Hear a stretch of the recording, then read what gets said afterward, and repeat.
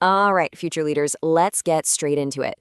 If you're tackling the UPSC, you know the Constitution is the ultimate playbook.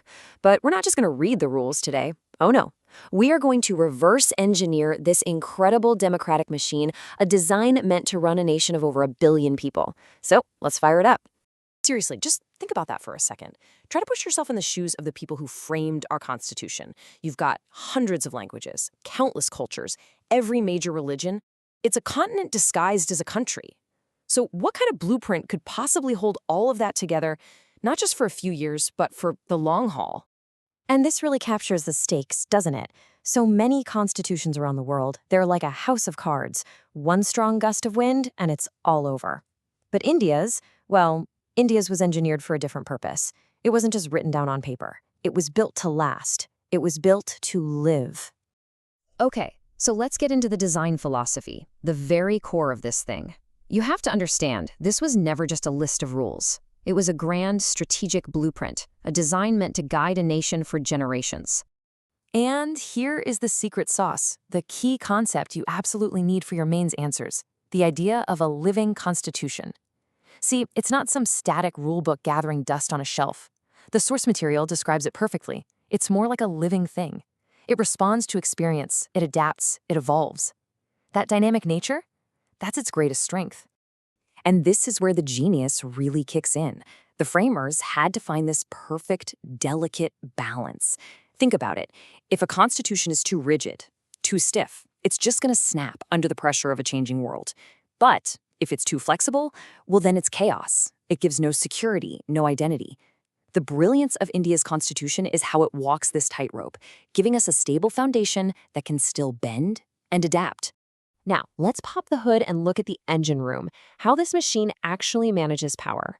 We often hear separation of powers, but honestly, a much better way to think about it is an institutional tug-of-war. It's a system built on tension, but it's a productive tension, designed to make sure no one part gets too strong. And this is the core strategy right here. Power is horizontally fragmented, split between the legislature, the executive, and the judiciary. But wait, there's more. You've got these independent bodies like the Election Commission acting like referees.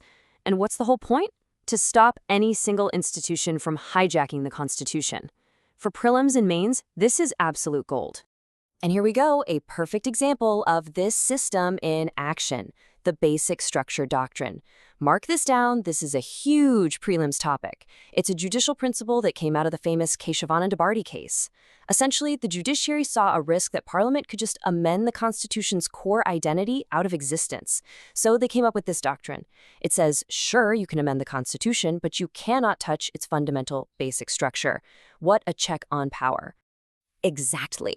This quote from our source material just nails it. The tension, the push and pull between institutions, that's not a bug. It's a feature. That constant seesaw of power is precisely what keeps the whole democratic machine balanced and running.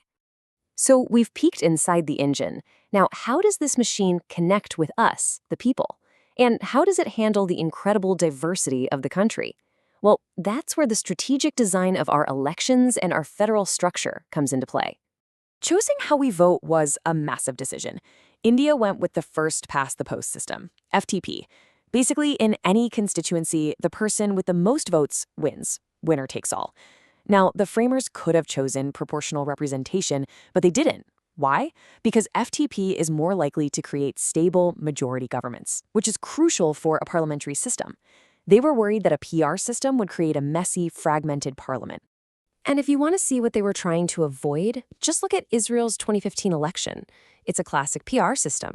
See how a party's percentage of votes almost perfectly matches its number of seats. It means lots of small parties get a voice, which is good, but it often leads to really complex, sometimes unstable coalition governments. That's the exact kind of fragmentation our framers wanted to steer clear of.